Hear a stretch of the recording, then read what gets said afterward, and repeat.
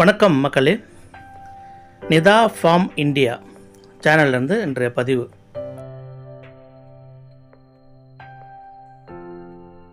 நாங்கள் ஒரு கிலோ இன்றைக்கி நாங்கள் செல் பண்ணது 750 ரூபா ஒரு கிலோ மல்லி. இன்னும் இந்த போக போக பார்த்திங்கன்னாங்க நிச்சயமாக விலை கூடுதலாக தான் போகும். ஏன்னா நமக்கே நல்லா தெரியுது, சரௌண்டிங்கில் நம்ம கூட விவசாயம் பண்ண சில விவசாயிகளுக்கு பார்த்திங்கன்னா நம்ம தோட்டத்தில் மட்டும்தாங்க இப்போதைக்கு பூ வந்துக்கிட்டு இருக்குது. மற்ற தோட்டங்களில் பார்த்திங்கன்னா பூ வரதில்லைங்க. அதே மாதிரி பூக்கடையில் பார்த்திங்கன்னா ஒரு 100 விவசாயி பூ போட்டாங்க அப்படின்னா ஒரு 10லேருந்து ஒரு 15, 20, 30 விவசாயி மட்டும்தான் பூ போடுறாங்க. அதே மாதிரி பூவோட வால்யூம் கூட குறைஞ்சிருச்சுங்க.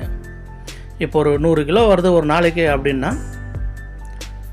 அதில் பார்த்திங்கன்னா பாதி இல்லை கால் அந்த மாதிரி தாங்க பூ வந்துகிட்டு இருக்கும் அறுவடை. இது எல்லாமே தான் காரணம், விலை விலை ஏற்றத்துக்கான காரணம்.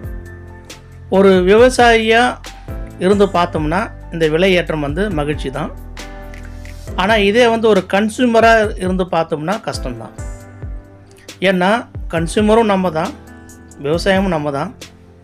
இது பார்த்திங்கன்னா வருடத்தில் ஒரு 2-3 மாதம் நம்ம கஷ்டப்பட்டு இந்த மாதிரி இந்த பனி காலத்திலும் சரி மழை காலத்திலும் சரி நம்ம பூ வர மாதிரி நம்ம ஒரு ஏற்பாடு நம்ம தோட்டத்தில் பண்ணிட்டோமோ அப்படின்னா இந்த 2-3 மாதங்களில் ஒரு தோராயமாக ஒரு 10 கிலோ மல்லி ஒரு நாளைக்கு நம்ம அறுவடை பண்ணி எடுத்துட்டோம்னா ஒரு நாளைக்கு 7,500 ரூபா, 10 நாளைக்கு 75,000 ரூபா, 20 நாளில் 1.5 லட்சம், 30 நாள் 2.25 லட்சம் ரூபா. அப்போ இந்த 2-3 மாதங்கள் இந்த மாதிரி நம்ம எடுத்துட்டோம்னா நமக்கு இந்த 3 மாதத்தில் ஒரு 6லேருந்து ஒரு 6.5 லட்சம் ரூபா நம்ம சம்பாரிச்சிடலாம். நான் ஏன் இந்த மாதிரி ஒரு கான்ஃபிடெண்ட்டாக சொல்கிறேன் அப்படின்னா அதுக்கு ஒரு காரணம், பூ 10 கிலோ எடுக்கிறதுக்கு கஷ்டப்பட்டு நம்ம ஒரு 2 பேர் வீட்டில் இருக்கிற 2 பேர் நம்ம எடுத்தால் கூட எடுத்துடலாம். ஒரு 5 மணி நேரத்துக்கு ஒரு 6 மணி நேரத்துக்குள்ளே எடுத்துடலாம். கஷ்டப்பட்டு நம்ம எடுத்துடணும். 1 மணி நேரத்துக்கு 1 கிலோ பூன்னா 5 மணி நேரத்துக்கு 5 கிலோ பூ நம்ம எடுத்துடலாம் ஒரு ஆள். அப்போது மெயின் நமக்கு மேன் பவர் காஸ்டிங் கம்மி, யாருக்கும் நம்ம கொடுக்க தேவையில்லை. அதுக்கு அடுத்தது பார்த்திங்கன்னா இந்த மல்லிகைப்பூ நம்ம மார்க்கெட்டு கொண்டு போய் போடும்போது ஒரு 7,500 ருபீஸ் நம்ம கிடைக்குது அப்படின்னா 750 ரூபா ஒரு கிலோ அப்படின்னா ஒரு ஆவரேஜ் டயத்தில் ஒரு கிலோ மல்லி 250 ரூபா போகுது அப்படின்னு வச்சுக்கிட்டா கூட நமக்கு எவ்வளோ மடங்கு லாபம்? கிட்டத்தட்ட 3 மடங்கு நமக்கு லாபம். அப்ராக்சிமேட்டாக ஒரு 10 கிலோ பூ நம்ம போடுறோம் அப்படின்னா அந்த அமௌண்ட் வர்றதுக்கு நம்ம கிட்டத்தட்ட ஒரு 30 கிலோ பூ நம்ம பறித்து போடணும். ஆனால் நம்ம போட போகிறது 10 கிலோ. 30 கிலோ பூ நம்ம பறித்து போடும்போது அதுக்கு உண்டான காஸ்ட்டு செலவு, அதுக்கு தேவையான ஒரு மருந்து எல்லாமே நம்ம செலவு கூடிடுங்க. அதனால தான் நம்ம சொல்கிறது, இந்த பனிக்காலத்திலும் சரி நமக்கு விவசாயத்தில் மல்லிகைப்பூ வராமல் சில ஏற்பாடுகள்லாம் பண்ணணும். அதுக்கு நம்ம கீழே அடி உரம் பார்த்திங்கன்னா நிச்சயமாக நம்ம கொஞ்சம் பொட்டாசோட கலவை நம்ம சேர்த்து போடணும். ஃபேக்டாம்பாஸ் கொஞ்சம் போட்டுக்கணும். அதேமாதிரி மேல் மருந்து நம்ம அடிக்கணும். இந்த விஷயங்களை நம்ம தொடர்ச்சியாக பண்ணணும்.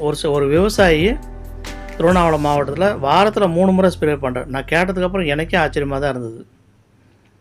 அப்போது எந்த அளவுக்கு அவங்க ஈடுபாடு பண்ணுறாங்க, அந்தளவுக்கு அவங்களுக்கு வருமானம் வருது. அதனால் அவங்க அவ்வளோ ஈடுபாடாக இருக்காங்க.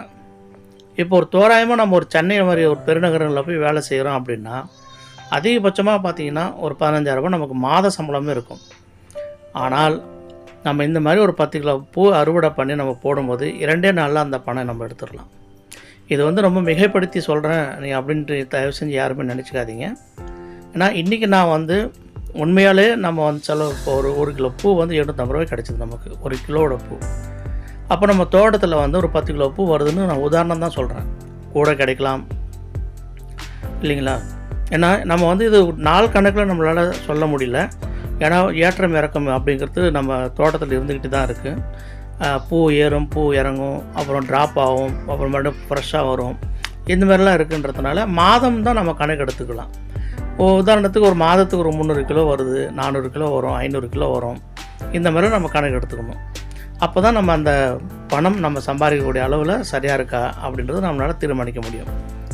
இப்போ என்னோடய கணிப்பு நான் வந்து எப்படி ஃபீல் பண்ணுறேன் அப்படின்னா, குறைஞ்சது ஒரு மாதத்திற்கு நீங்கள் வந்து ஒரு 120 கிலோ பூ நீங்கள் வந்து அறுவடை பண்ணி போடுறீங்க அப்படின்னா, இல்லை 100 கிலோ பூ அறுவடை பண்ணி போடுறீங்கன்னா, நிச்சயமாக உங்களுக்கு வந்து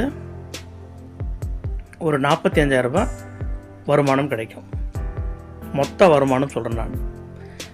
அப்போ இந்த 300 கிலோ பூன்னா ஒரு நாளைக்கு 10 கிலோ பூ வரணும். ஆனால் ஒரு 30 சென்ட்டு அளவில் நீங்கள் வச்சுருக்கீங்க, ஒரு 3000 செடி நீங்கள் வச்சுருக்கீங்க அப்படின்னா, நான் சொன்ன அளவில் நீங்கள் பூ எடுத்துடலாம். ஒரு மாதத்துக்கு 100 கிலோவுக்கு மேலே நீங்கள் பூ எடுத்துடலாம். அப்போது ஒரு தோராயமாக ஒரு நாளைக்கு ஒரு குறைஞ்சபட்சம் வந்து பார்த்திங்கன்னா ஒரு 3லேருந்து 4 கிலோ ஒரு நாளைக்கு நம்ம தொடர்ச்சியாக பூ வந்தால். ஆனால் தொடர்ச்சியாக பூ வராது. எப்படி வரும்னு பார்த்தீங்கன்னா, 1 கிலோ ஆரம்பித்து திடீர்னு பார்த்தா ஒரு நாளைக்கு 15 கிலோ. இப்போ எங்களுடைய தோட்டமெல்லாம் வந்து பார்த்திங்கன்னா, எங்களுக்கு வந்து பார்த்திங்கன்னா இப்படி தான் ஆரம்பிக்கும். 1 கிலோ ஆரம்பிச்சுன்னா அடுத்த நாள் 2 கிலோ போகும். அதுக்கு அடுத்த நாள் பார்த்திங்கன்னா 15 கிலோ போயிடும். அப்படியே 15 நாள்லேயே வந்து பார்த்திங்கன்னா ஒரு 5 நாள் இருக்கும் தொடர்ந்து. பிறகு 14, 13, 12. இது நான் சொல்கிறது ஒரு வருடத்திற்கு முன்னாடி உள்ள செடிகளில். கிட்டத்தட்ட ஒரு வருஷம் கூட ஆகலை அந்த மாதிரி செடி. 11 மாதம் 12 மாதம் முடிகிற தருவாயில் இந்த மாதிரிலாம் இப்போ நாங்கள் ஈல்டு எடுத்திருக்கேன். டப்புன்னு ஒரு 13 கிலோ, 12 கிலோ, 11 கிலோ வரும். அப்புறம் மறுபடியும் ட்ராப் ஆகும், மறுபடியும் ஏறும், மறுபடியும் ஏற்ற இறக்கம். ஸோ இந்த மாதிரி நம்ம ஏற்ற இறக்கம் அப்படிங்கிறது எவ்வளோ டியூரேஷன் லாங் டைம் நம்ம போகுதுன்ற பொறுத்து தான் நம்ம பூவை நம்ம தீர்மானிக்க முடியும். அது எதை தீர்மானிக்குதுன்னு கேட்டிங்கன்னா, நம்ம பண்ணுற இடுபொருள் தான். உரம், மேலே இருக்கிற ஸ்ப்ரே, பூச்சி கண்ட்ரோலு, இதெல்லாம் பொறுத்து தான் நம்ம பூ வந்து 2 days 3 days மறுபடியும் பிக்கப் ஆகுதா, இல்லை ஒரு 10 days எடுத்துகிட்டு போயிடுதா, இதெல்லாம் நம்ம அடிக்கிற மருந்து பொறுத்து தான்.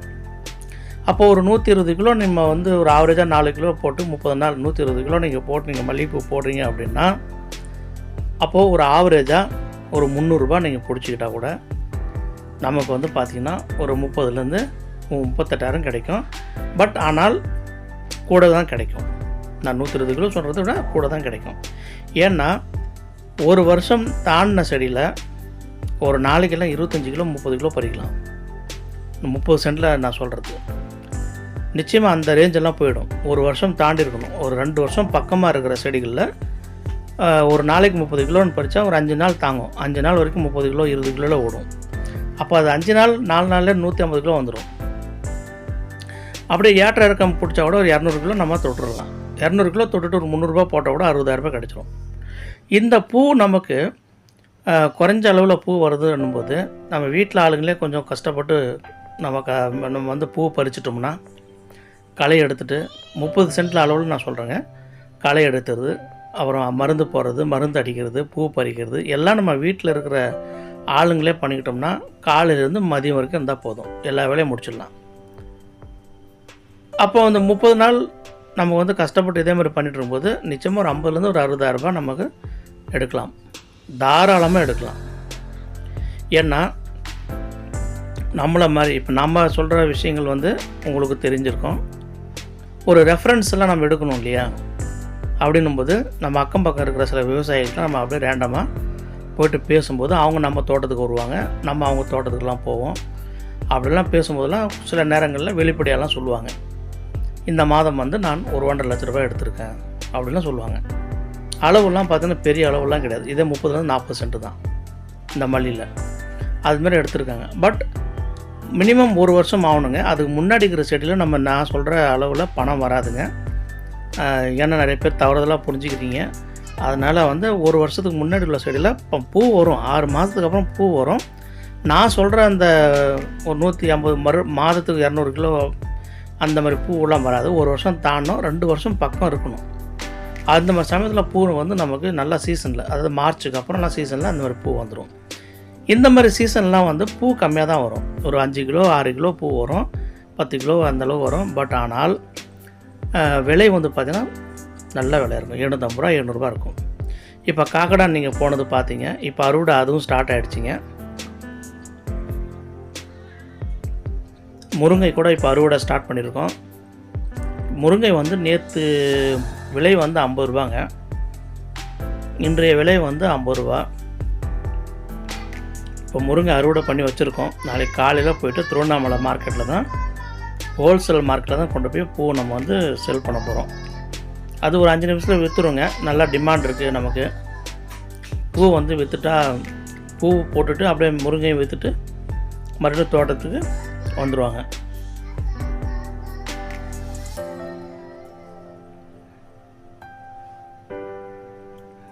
முருங்கை வந்து நல்ல ஒரு சிறந்த பயிருங்க. நான் இதுக்கெல்லாம் ஒன்றுமே பண்ணுறதில்லைங்க. தொழு உரம் மட்டும்தான் போடுறது. ஏன்னா இது வந்து உணவுப் பொருளுங்கிறதுனால நம்ம இயற்கை முறையை மட்டும்தான், அதுவும் இயற்கை முறையிலே மகுன தொழு உரம் மட்டும்தான் போடுறதுங்க. ஆட்டு எருவும் மாட்டு எருவும் சேர்த்து வச்சு ஒரு கூட 2 கூட கொண்டு வந்து கொட்டிடுவோம். இது மல்லி தோட்டத்திலே கொஞ்சம் செடி இருக்குது. மற்றதெல்லாம் பார்த்திங்கன்னா கொஞ்சம் ஒரு 5000 செடி வந்து நம்ம தென்னந்தோப்புகளையும் இருக்குது. இது எல்லாமே அறுவடை வரும்போது மொத்தமாக கொண்டு போய் பறித்து போட்டுருவோம். வாரத்தில் 2-3 நாட்கள் இந்த மாதிரி வந்துடுங்க. கொண்டு போய் போட்டுருவோம். வரதெல்லாம் வந்து பார்த்திங்கன்னா நமக்கு வந்து இதெல்லாம் ஒரு எக்ஸ்ட்ரா ஒரு பெனிஃபிட் தான், எக்ஸ்ட்ரா வருமானம் தான். ஏன்னா தென்னை ஒரு வருமானம் வந்துட போகுது நமக்கு. அதுக்குள்ளே வந்து பார்த்தோன்னா லாங் டேர்ம் கிராப்பு நம்ம வந்து டீ குட் இருக்குது. இன்றைக்கி வந்து பார்த்திங்கன்னா டீ குட்டெல்லாம் மார்க்கெட்டில் ஹை டிமாண்டட் ட்ரீங்க. நல்ல விலைக்கு விற்கும். 30,000 40,000 சொல்கிறாங்க. நமக்கு ஒரு 10,000 போனால் கூட போதுங்க ஒரு மரம். தாராளமாக ஒரு 7,000 மரம் வச்சுருந்தா நீங்களே கணக்கு பண்ணி பாருங்கள் எவ்வளோ வரும். 7 கோடி ரூபா வரும். இந்த மாதிரி ஒரு விவசாய பெருமக்கள் நீங்கள்லாம் உங்கள்கிட்ட நிலம் இருக்குது அப்படின்னா அந்த நிலத்தில் சுற்றி பார்டர் கிராப் வந்து டீ குட்டு போட்டு விடுங்க. இது வந்து நிச்சயமாக ஒரு 100 மரம் நீங்கள் போட்டால் கூட ஒரு 20,000 ரூபாய் நமக்கு போனால் கூட 10 மரத்துக்கு நீங்களே கணக்கு பண்ணி பாருங்கள் எவ்வளோ வருங்க. 10 மரமே 2 லட்ச ரூபா வந்துடும். 100 மரம்லாம் 20 லட்ச ரூபா வரும். யாருக்காவது படிப்பு செலவுக்கு உதவியாக இருக்கும். கல்யாணத்துக்கு செலவு வந்து உதவியாக இருக்கும். ஹை டிமாண்டட் ட்ரீங்க. நல்ல மார்க்கெட்டு. தமிழ்நாடு ஃபுல்லாக நல்ல மார்க்கெட். இந்தியா ஃபுல்லாக நல்ல டிமாண்ட் இருக்குது இந்த மரத்துக்கு. இன்னும் நம்ம 40-50 வருஷம் கூட நமக்கு வந்து டிம்பர் ட்ரீ வந்து இன்னும் டிமாண்டடாக தான் இருக்கும்.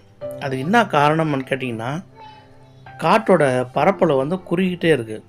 மக்கள் தொகை பெருக பெருக நகரங்கள் பெருசாகிக்கிட்டே இருக்குது. அதனால் கட்டமைப்பு இன்ஃப்ராஸ்ட்ரக்சர் வந்து கூடிகிட்டே இருக்குது. சாலைகள் வந்து பெருகிக்கிட்டே இருக்குது. அதுக்கு தேவையான நிலங்கள் வந்து கையகப்படுத்தும் போது சில காடுகள் வனப்பகுதியெலாம் கொஞ்சம் இழக்கிற மாதிரி ஒரு சூழல் வரும்போதுங்க அந்த மரத்தோட தேவை இன்னும் கூடிக்கிட்டு தான் இருக்கும். குளோபலைசேஷன் வந்து பிரச்சனையாக இருக்குது. சில இடங்கள் வந்து அதீத மழை, சில இடங்கள் வந்து அதீத வறட்சி. இது எல்லாமே முக்கியமான காரணங்கள். இதில் வந்து பார்த்திங்கன்னா எல்லா தட்பவெப்ப நிலையும் நல்ல ஒரு சுமூகமாக இருக்கிற ஒரு நாடு தான் நம்ம இந்தியா. அப்போது நம்ம நாட்டில் சில வாய்ப்புகள் நமக்கு வந்து கிடைக்கும்போது அந்த வாய்ப்பை வந்து நம்ம பயன்படுத்திக்கணுங்கிறது தான் என்னோடய தாழ்மையான ஒரு கூற்று. இன்றைக்கி நீங்கள் நட்டிங்க அப்படின்னா அங்கே பசங்க வந்து ஒரு ஹையர் எஜுகேஷன் போகிறாங்க அப்படின்போது ஒரு 100 மரத்தை நீங்கள் வெட்டி நீங்கள் விற்றீங்கன்னா அந்த எஜுகேஷன் நீங்கள் வந்து சிறப்பாக பண்ணி முடிச்சிடலாம். கல்யாணம் செஞ்சு முடிச்சிடலாம். நான் சொல்கிறது 100 மரம். இதே நீங்கள் வந்து நல்லா ஒரு 1000 மரம் நட்டிங்கன்னா 2 கோடி வந்துடும். அது கன்ஃபார்ம்டாங்க. இது வந்து ஒரு விறகுக்கு ஃபயர்வுட்டு வாங்குறவங்களே ஒரு டன் வந்து 5,000 ரூபாய் 6,000 ரூபாய் கொடுத்து வாங்குறாங்க இப்போது. அதுவே கிடைக்க மாட்டேங்குது. ஃபயர்வுட்டுக்கே வந்து மரம் கிடைக்கல இப்போது. ஏன்னா நம்ம ஏரியாவில் வந்து பார்த்திங்கன்னா மரம் அறுக்கும் தொழில் வந்து ரொம்ப சிறப்பாகவே இருக்கும்.